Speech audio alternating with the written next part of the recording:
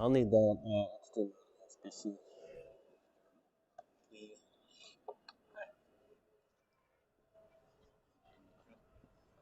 Oh, it's right there. I would just look around.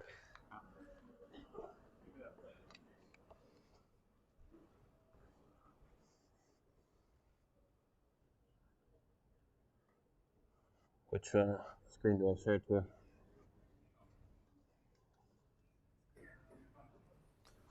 All right, well, while we're getting that figured out, I would like to ask you guys a couple questions about hiking through the fog. Have any of you experienced an immense patch of fog that you've um, maybe walked through or driven through? You can, whatever. If you've walked or driven through an immense patch of fog, or maybe even looked out your bedroom window to hardly see your neighbor's house. Well, good. That's good. You guys know what a fog is. That's great. Um, Let me ask you a question and figure out how you feel about the fog. If you feel creeped out or unsettled by the fog, maybe it gives you a fear of the unknown or uncertainty, I'd like you to raise your right arm. Okay, and now raise your left arm if you feel positive about the fog, if you find it to be captivating or even whimsical. All right, that's good too. I feel like the creative journey of artists is very much like an immense patch of fog that we're all hiking through together, but separately at different points along our paths, which spurs my topic. We're all figuring it out as we go along. Literally, we're all figuring it out as we go along. So today I'm going to break down this concept of hiking through the fog into three main ideas: how no path is ideal, how your mentality dictates your fate, and how trusting and following your compass will lead you to emerge in your desired role or industry, or at least get you well on your way. But before we start our hike, I feel it's important to share a little bit about who I am as a person and the fog that I've had to hike through in order to be with you here today. As I was introduced, my name is Luke Fehribach. I like beer, I like cheese, and that's it. I've also been a graphic designer in Indianapolis for 8 years now. For the first 7 years of my career, though, I worked with marketing firms doing B2B type industry stuff for healthcare and association-based membership companies. I did all the classics like trifold brochures, corporate logos, PowerPoint presentations, and digital ads. But that's really not where my heart was at. I did not necessarily want to do that. So I needed a release from my day-to-day job tasks. I needed to find something that has more of a tangible connection to the B2C industry. That's where I was. That's where I wanted to be. You know, I wanted something that was more tangible, like beer cans and coffee bags. And so I had to have that release, and I wasn't getting that at work. So I had to find that release elsewhere. So I made something up.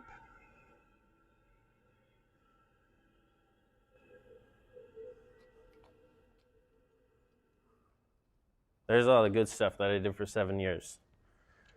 So I made something up. I started an axe restoration company, completely out of left field. I'm a graphic designer, and I decided that I'd pick up woodworking.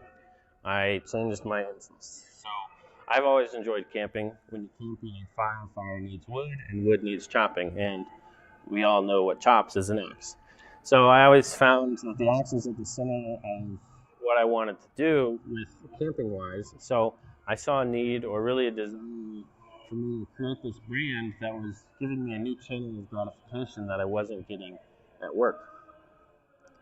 But flat graphics are cool and all, but they're even more cooler, to me at least, when you get to put them on real products, something that's more tangible.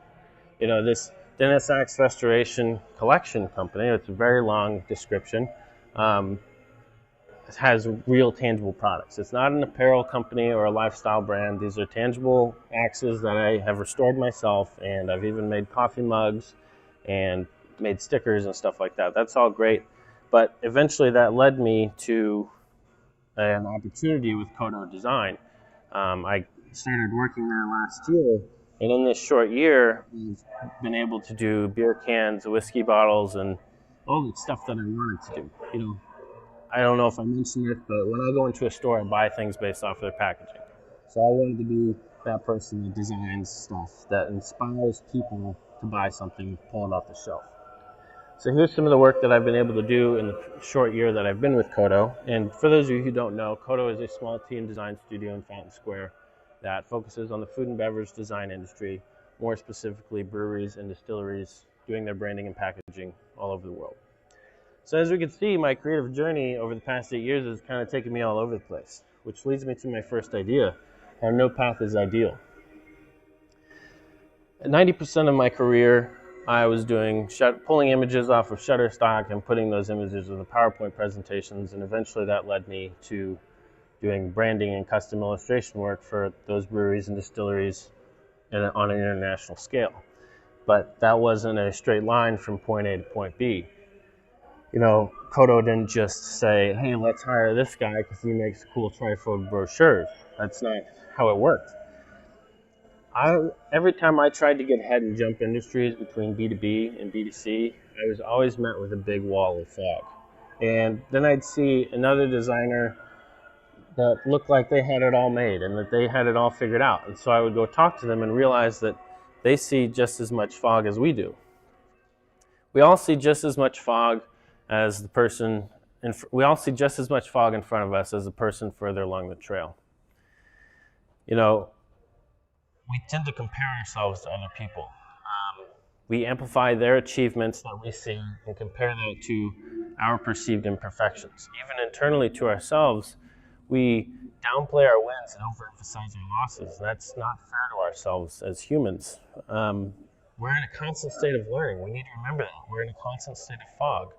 Sure, the person further along the trail may have figured out more than we have at the moment, but they have just as much on their mind to conquer as we do.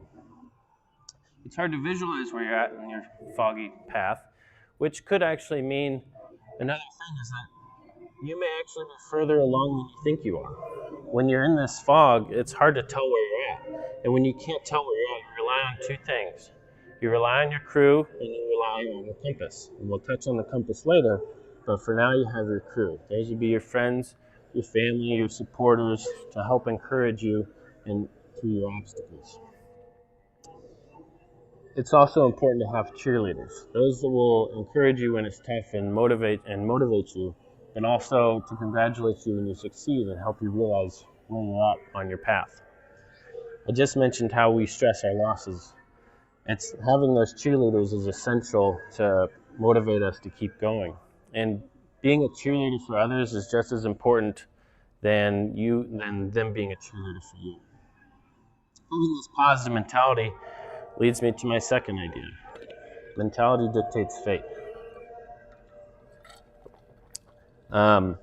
So I recently purchased a hammock, and I was excited to do some hammock camping. And for those who don't know, hammock camping is where you sleep in a hammock overnight suspended between two trees as opposed to sleeping on the ground in a tent. Well, I go camping with my brother. I've got this new hammock. I'm excited to try it out. Nighttime comes. We go to our respective hammocks, and you know when you reach a new environment, there's some mental adjustments that go along, and sometimes it doesn't go as planned. Well, this is one of those times where it didn't go as planned. So I'm in my hammock trying to get comfortable inside my hammock and outside my hammock. By outside, I mean there's nature happening all around me. Nature has some regular noises like the wind blowing or frogs croaking or cicadas, and I could hear all those, and those were fine. I was comfortable.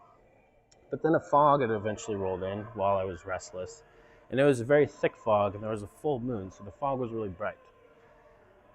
It's kind of whimsical for me at this moment, but then my mind is in this new environment, so I'm in kind of a hypersensitive mode. So I start picking up these different noises that sound like scratching or sniffing, or there's a creature walking around our campsite. And I know it's not my brother because it doesn't sound that big. So I'm thinking, what could this be? Well, there's a full moon out tonight. Could be a wolf. No, it's not a wolf. It can't be.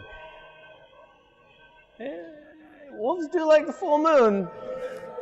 So I'm thinking there's a wolf taking up residence outside my hammock, and this restlessness carries on for a couple more hours until 4 a.m. Finally, the fog breaks, and I'm able to peek out my hammock and see what it is. And it was a small raccoon. Most often than not, our obstacles are a product of our imagination. We tend to blow things out of proportion. For example, I thought a raccoon could have been a wolf or a feral dog of some sort. So I blew that whole situation out of proportion. Whenever we have a concept to do at work or we have a long timeline, we invest a lot in thinking. And thinking can lead to overthinking. When we overthink our scenarios, it's hard to come up with the simplest solution. And solutions are usually a lot simpler than what we originally think. So sleeping in the woods, I thought a raccoon could have been a wolf. So I had to find a way to get past the distractions of my imagination. And so my simple solution to that, after stepping back for a while, was to sleep with earplugs. And now I sleep great when I'm outdoors. Having those earplugs helped me retrain my brain. Retrain your brain to ask yourself a different question. For camping, I would ask, how are the imperfections of nature going to affect me? Now I try to ask, how can I enjoy the imperfections of nature? For my creative journey, I used to mix my life objectives in with my creative objectives, especially when working from home where there's that significant blend of life and work. So I would do my work at home, but in my free time I would ask myself, how can I make myself happy right now? Which would be consumed with Netflix and scrolling on Instagram. Instead, now I've tried to ask myself, how can I be productive in my free time right now? Which can be as simple as doing the dishes in the sink to walking the dog. Doing one thing that's productive is the likelihood of you doing something productive after that one productive thing is greatly higher than by you starting off lazy. It goes back to that theory of an object in motion tends to stay in motion. So when you're in motion, you need to be mindful of your direction, and your compass will point you in the right direction. So we follow our compass. This can be tough when you hit a discouraging snag, and I have a discouraging snag, or at least I thought it was discouraging at the time. 3 years ago, I was very tired of my design career. On the edge of burnout, I was working from home all the time, and I was just not doing what I wanted to do. So I wanted to jump industries, like I mentioned earlier, from B2B healthcare to B2C breweries and distilleries. So I know that Kodo's around. I want to work for Kodo. So I do as any person would do. I decide I'm going to try to open my own door of opportunity. So I email Kodo. I find their contact information and I send them an email. But we all send everybody emails these days and you have to stand out somehow. So I thought it would be great to have a catchy subject line. So I wrote Magical Kittens in Indy. I thought it was great. It has nothing to do with what I was giving them. I spent a whole hour on 2 paragraphs of text, choosing every word and phrase so carefully that I would come across as a true representation of myself through my words. You know, you can proofread and read the email so many times and finally click send, and then you're just filled with immediate regret. What did I do? I sound so weird. Are they going to open this? Or if they do open it, are they going to respond? So I'm in this stage of worry. And eventually they do respond. They say, thanks, Luke. We'll keep your info on hand. That's a pretty generic response. I poured my heart and soul into this first email, and this is how they respond like 6 hours later. I thought that was it. I thought I was completely disregarded. But, this is what they said. This is what they typed out. But here's what I was reading when I felt like I was brushed under the rug, that they get a million emails like this each day, and I'm just another guy trying to be weird, trying to get into this agency. Fortunately for myself at this time, I was 1 week away from being married, so I had to focus on other things like the wedding and the honeymoon, and I buried this email in the back of my mind. Moving on, but I still wanted to work in this industry. So I kept working for it. I kept doing illustrations, posting to my portfolios, but I just kind of thought that I'd burned the Kodo bridge. But I work at Kodo today, so let's figure out how that happened. So 3 years from this email, I get a random email from Kodo that says, "Hey Luke, Kodo is on the hunt for a senior designer. We've dug your work for a while and would love to discuss the position with you." So my compass worked at this time. I was flabbergasted.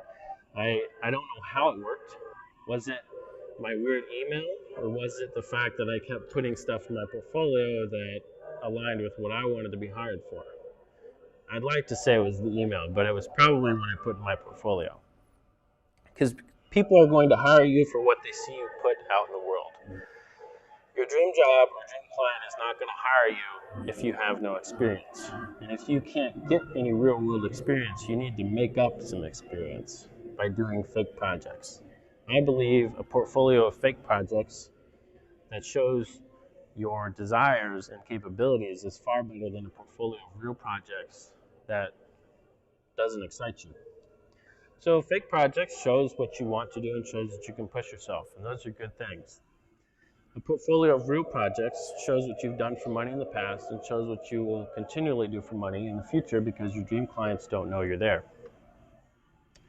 So dream clients will find you based on credibility, and credibility comes from the long game. The long game is far more rewarding than the short game. So our opportunities line up in weird ways. They go in weird winding paths, lots of fog. But eventually, if you trust your compass and you follow that needle, it's going to take you there.